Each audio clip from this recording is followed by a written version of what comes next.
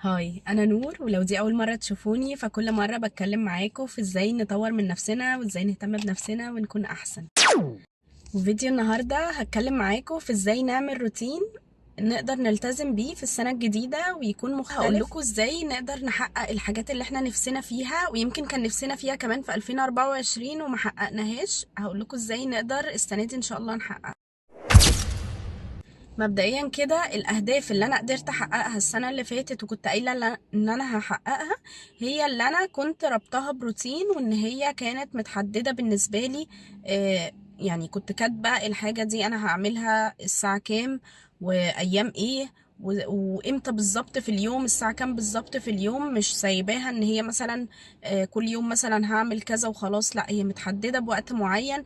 قبل ما هعمل كذا، بعد ما هعمل كذا، يعني في وقت محدد بالظبط. هي دي اللي نجحت.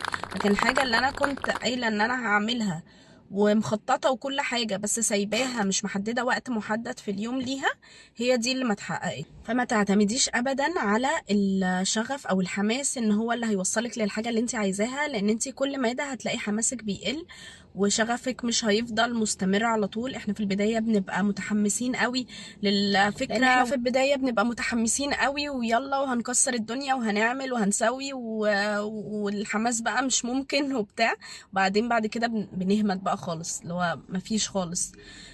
فده بسبب ان انتوا معتمدين على الحماس، فبتيجوا في يوم تعملوا طاقة مش طبيعية وتعملوا انجاز مش طبيعي، وتيجي بعد كده بقى بيحصل بيرن اوت وتلاقوا ان انتوا طاقتكم زيرو مش قادرين تعملوا حاجة خالص. لكن لو التزمتوا بروتين وبطاقة اقل من، يعني بقدر اقل من الطبيعي اللي انتوا المفروض هتعملوه، هتلاقوا ان انتوا قادرين ان انتوا تعملوا المجهود ده كل يوم. مهم قوي برضو ان احنا نكتب العيوب والحاجات اللي كانت بتشتتنا او المشاكل اللي كانت عندنا بتخلينا ما نقدرش نوصل للحاجة دي. او يعني ليه مثلا ما التزمناش؟ عشان كنا مثلا مشغولين. فلا، مش ده العذر. انتوا محتاجين ان انتوا لو انتوا قلتوا لنفسكم انكم هتلتزموا في وقت محدد فانتوا مش هتبقوا مشتتين. وبعد ما هيبقى عندنا مثلا روتين محدد احنا ماشيين عليه، هنيجي بقى بعد كده بعد وقت، بعد من 20 ل 30 يوم، دي هتبقى خلاص عادة فينا وهنقدر ان احنا نعمل ده بسهولة. غير خالص الاول ان احنا بنقوم بالعافية وبنجبر نفسنا عشان نعمل الحاجة دي. عشان كده انتوا محتاجين ان انتوا تقعدوا فترة كده من 20 ل 30 يوم ان احنا نضغط على نفسنا شوية لحد ما الفترة دي تعدي. ويبقى بعد كده الحاجات اللي احنا بنعملها زي ما قلت لكم في ساعة محددة في وقت محدد هتبقى خلاص دي هابت وخلاص حاجة احنا ماشيين عليها، عادة في يومنا وبنعملها بشكل تلقائي. مش بنفكر حتى واحنا بنعملها، بيبقى خلاص احنا عارفين مثلا صحينا فطرنا فهنعمل على طول الحاجة دي من غير تفكير او من غير ما تبذلوا مجهود في ان انتوا يومكم مش منظم ومش عارفين هيمشي ازاي. وطبعا ما ننساش ان احنا المفروض الاهداف او الحاجات اللي احنا ناويين ان شاء الله نحققها دي ما تبقاش مقتصرة على حاجة محددة. يعني الحياة فيها اكتر من جانب، المفروض ان احنا يبقى عندنا هدف في كل جانب، ما يبقاش في جانب واحد، علشان ما نلاقيش ان احنا ركزنا في حاجة واحدة بس واهملنا حاجات تانية مهمة. الجوانب مثلا بتاعة الحياة المفروض ان احنا نشوف علاقتنا بربنا، يبقى فيه هدف المفروض هنعمله. مثلا ورد هنقراه من القرآن، تسبيح، لو هنحفظ قرآن.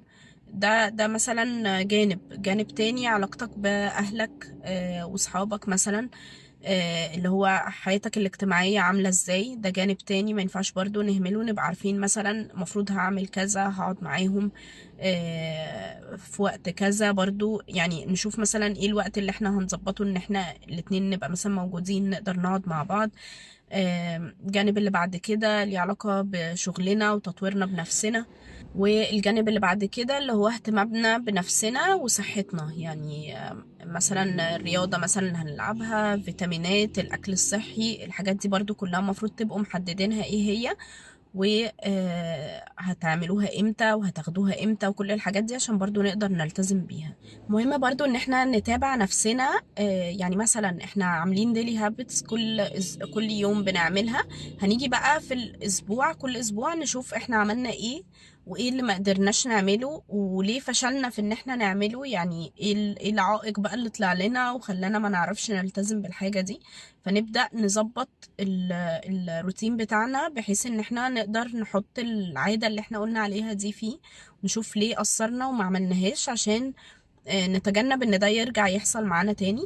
مهم برضو كمان عشان نحقق حاجة معينة احنا عايزينها، الحوار ده فعلا بينفع قوي ان احنا لما بنشوف حاجة وبنبص عليها كتير، ده بيخلينا من جوانا عندنا كده قناعة ان احنا هنعمل الحاجة دي، او بنتشجع، او اللي هو المانيفستيشن، او بنحس ان احنا الحاجة دي احنا عايزينها وهنعملها، وبنتمنى فعلا ان احنا الحاجة دي تحصل في حياتنا. وده نقدر نعمله بكذا طريقة، وأشهر طريقة هي الفيجن بورد لو سمعتوا عنها، اللي هي يعني مثلا نفتح بنترست نشوف ايه الحاجة. مثلا أنا عايزة أوصل لوزن معين، عايزة أتعلم حاجة معينة، عايزة أصحى في وقت معين. بنفتح بقى مثلا على بنترست نطلع يعني صور زي انسبريشنز للحاجات اللي احنا نفسنا نعملها دي، ونعمل داونلود للصور اللي هي ليها علاقة بكل هدف من الحاجات دي.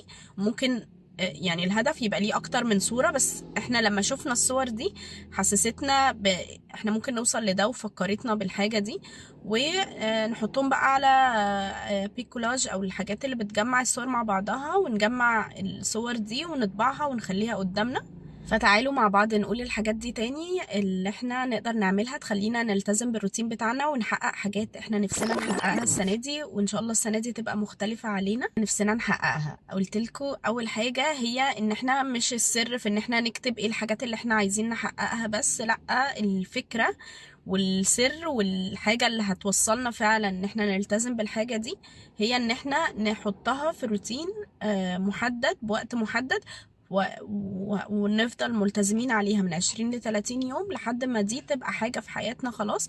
مش محتاجين ان احنا نبذل effort او نقعد نفكر كل يوم هنعمل ايه وهنعملها النهاردة ولا لا، وهنكسل وقادرين ولا مش قادرين. لا، هي حاجة ثابتة فاحنا بنقدر نعملها، ونحاول على قد ما نقدر ان احنا ما نشتتش نفسنا في كذا هدف طول ما الأهداف دي يعني ليها علاقة بحاجة واحدة. يعني احنا قلنا في 4 جوانب للحياة، ان احنا المفروض علاقتنا بربنا، علاقتنا بحياتنا الاجتماعية، أهلنا، أصحابنا، الكلام ده، علاقتنا بشغلنا، ازاي نطور نفسنا، دول برضو حاجة واحدة. واخر حاجة اللي هي اهتمامنا بنفسنا وبصحتنا واكلنا والرياضة والكلام ده كله، لان فعلا من غير الصحة انتوا مش هتقدروا تعملوا حاجات كتيرة قوي انتوا نفسكم تعملوها، ولا تعرفوا تحققوا حاجة من الحاجات دي.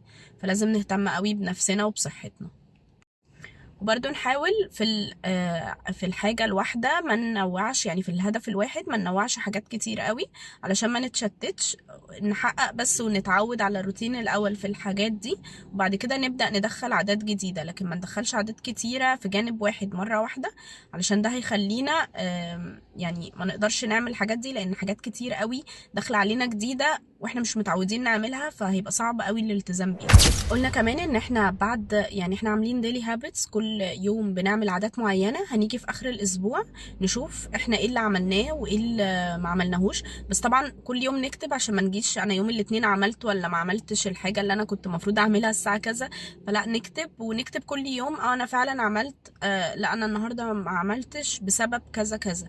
فهنيجي في اخر الاسبوع هنبقى شايفين ايه اللي عملناه وايه اللي ما عملناهوش وايه السبب اللي خلانا ما نعملهوش، نكستمايز كده ونادجست البلان بتاعنا بالشكل ان احنا يعني نقدر نخلي العادة دي موجودة، وان احنا نعرف ايه المشكلة ونعالجها. واخر حاجة قلنا ان احنا نخلي قدامنا الحاجات اللي احنا بنتمناها دي، زي ما قلنا مثلا ممكن نطبعها من على بنترست ونحطها قدامنا بحيث ان احنا نقدر نشوفها واحنا رايحين جايين كده من قدامها، شايفين الصور اللي فكرتنا بالحاجات اللي احنا عايزين نحققها. ده بجد بيحفزنا وبيخلينا طول الوقت يعني نفسنا نوصل للحاجة دي، ووقت مثلا ما نحبط او ما نبقاش قادرين نكمل فنبص على الحاجات دي فنحس ان احنا لا، يلا عايزين نكمل ونوصل للهدف اللي احنا حاطينه. وبس كده، ده كان فيديو النهاردة. كل يوم بتكلم معاكم في حاجة جديدة وعايزين نتكلم في توبيك معين.